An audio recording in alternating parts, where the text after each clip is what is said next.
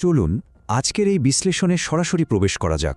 আজ আমরা এমন একটা বিষয় নিয়ে কথা বলবো যা আমাদের ভেতরের গভীরতম উদ্বেগ আর ভবিষ্যৎ নিয়ে চিন্তাকে একেবারে শান্ত করে দিতে পারে। মানে ভেবে দেখুন তো, প্রকৃতির ছোট্ট একটা পাখি কিভাবে আমাদের জীবন দর্শনে এতটা বিশাল পরিবর্তন আনতে পারে। হ্যাঁ, ঠিকই শুনেছেন, ছোট্ট একটা পাখির গল্প আর তা থেকে পাওয়া তাওয়াক্কুল বা ভরসার এক অবিশ্বাস্য শিক্ষা নিয়ে আজ আমরা আলোচনা করব। ফজরের আজান মাত্র শেষ হয়েছে, চারদিকে তখনও বেশ অন্ধকার। গ্রামের পাশ দিয়ে বয়ে চলা নদীর পাড়ে বসে আছে রাশেদ নামের এক যুবক। বেকারত্বের চরম হতাশায় বিধ্বস্ত হয়ে তার ভেতর থেকে একটা আর্তনাদ বেরিয়ে আসে, হে আল্লাহ, আমি আর কতদিন এভাবে থাকব? এই প্রশ্নটা কিন্তু শুধু রাশেদের নয়, আমাদের চারপাশের অসংখ্য মানুষের বুকের ভেতরের চাপা কষ্ট এটা। 1 নম্বর পর্ব, হতাশার মুহূর্ত। মাসের পর মাস হন্য হয়ে চাকরি খুঁজেও যখন কোনো লাভ হয় না, তখন সংসারের অভাব আর ভবিষ্যতের দুশ্চিন্তায় রাশেদ ঠিক এভাবেই ভেতরে ভেতরে ভেঙে পড়ছিল।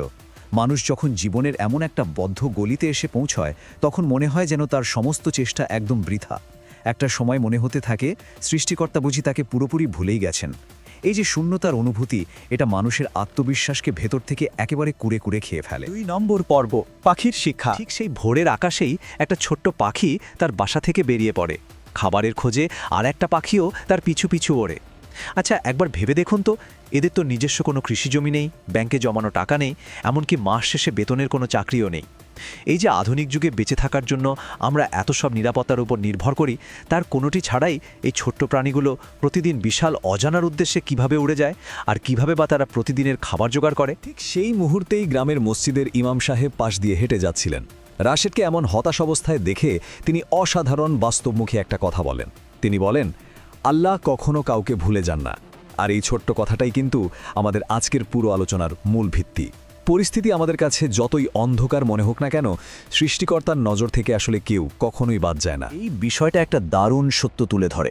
খাবার বা রিজিক কখনো অলস বসে থাকা মানুষের কোলে এসে এমনি এমনি পড়ে না। খেয়াল করলে দেখব, পাখিরা কিন্তু খালি পেটে বাসা থেকে বের হয়। তারা স্রেফ বসে বসে অপেক্ষা করে না, তারা ওড়ে, ডানা ঝাপটায়, আপ্রাণ চেষ্টা করে। মানে এর জন্য শারীরিক প্রচেষ্টার দরকার হয়, ঠিক যেমনটা আমাদের নিজেদের জীবনের ক্ষেত্রেও পুরোপুরি সত্যি। 3 নম্বর পর্ব, চেষ্টা এবং ভরসা। এখানে মানুষ মূলত দুটো সাধারণ ফাঁদে পা দেয়। একদিকে আছে কেবলই দোয়া করা, কিন্তু কাজের কাজ কিছুই না করা। এটা হলো এক ধরনের নিষ্ক্রিয় আকাঙ্ক্ষা। আর অন্যদিকে আছে শুধুই দিনরাত গাধার খাটুনি খাটা, কিন্তু আল্লাহর উপর কোনো ভরসা না রাখা। এটা আবার এক ধরনের অহংকারী আত্মনির্ভরশীলতা। সত্যি বলতে এই দুটোর কোনোটিই কিন্তু সঠিক পথ নয়। তাহলে সঠিক পথ কোনটা? এখানেই আসে তাওয়াক্কুলের ধারণা। তাওয়াক্কুল হলো একজন বিশ্বাসী মানুষের সেই মানসিক অবস্থা যেখানে নিরলস ব্যক্তিগত চেষ্টার সাথে সাথে ফলাফলের জন্য আল্লাহর উপর অটল ভরসার একটা দারুণ সমন্বয় ঘটে। মানে প্রকৃত বিশ্বাস আমাদের শেখায় এই দুটো জিনিসকে একসাথে মেলাতে, নিজের সর্বোচ্চ চেষ্টাটুকু করা এবং তারপর ফলাফলের চিন্তাটা পুরোপুরি সৃষ্টিকর্তার হাতে ছেড়ে দেওয়া। 4 নম্বর পর্ব, সাফল্যের পথে। এই বিষয়টা রাশেদের জীবনে দারুণ প্রভাব ফেলল। সে হতাশা ঝেড়ে ফেলে নতুন উদ্যমে শুরু করল। কয়েক সপ্তাহ ধরে সে কোনো কাজকেই ছোট না ভেবে প্রতিদিন চেষ্টা চালিয়ে গেল।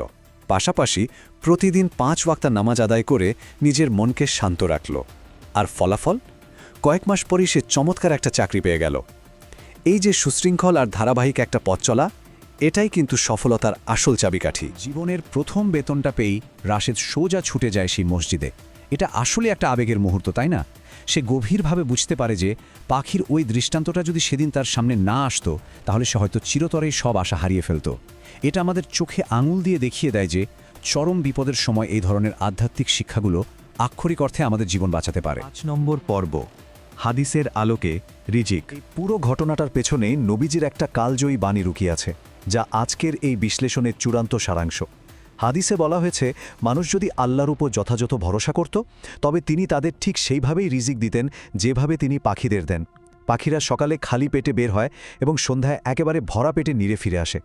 সক্রিয় প্রচেষ্টা আর সৃষ্টিকর্তার প্রতি পরম আস্থার এর চেয়ে সুন্দর উদাহরণ আর কি হতে পারে? এটাই তো তাওয়াক্কুলের নিখুঁত রূপ। দৈনন্দিন জীবনের এই উদ্বেগগুলো কাটাতে আমরা আসলে কি করতে পারি? উৎস উপাদানটি আমাদের খুবই সহজ এবং স্পষ্ট 3টি ধাপের একটা ফর্মুলা দিচ্ছে। 1. নিজের সর্বোচ্চ চেষ্টা করা। 2. মন থেকে দোয়া করা। এবং 3. আল্লাহর ওপর পূর্ণ ভরসা রাখা। আমরা যদি এই কাঠামোটা আমাদের জীবনে প্রয়োগ করতে পারি তাহলে রিজিক আর সাফল্য নিয়ে যে কোনো মানসিক চাপ খুব সহজেই নিয়ন্ত্রণ করা সম্ভব। আমাদের আজকের এই বিশ্লেষণ শেষ করার আগে চলুন একটা ছোট্ট প্রশ্ন নিয়ে একটু চিন্তা করি। যিনি এই বিশাল পৃথিবীর অগণিত পাখিদের খাওয়াচ্ছেন, তিনি যদি আমাদের রিজিকের দায়িত্বে থাকেন, তবে সামান্য ব্যর্থতায় আমরা কেন এত হতাশায় ডুবে যাই? প্রকৃত ভরসাই তো জীবনে পরম শান্তি নিয়ে আসে, তাই না? এই দর্শনের উপর ভিত্তি করে মন্তব্যের ঘরে আল্লাহই যথেষ্ট লিখে আমাদের চিন্তাভাবনাগুলো শেয়ার করা যেতে পারে। এমন আরও আকর্ষণীয় বিশ্লেষণ নিয়ে আবার কথা হবে।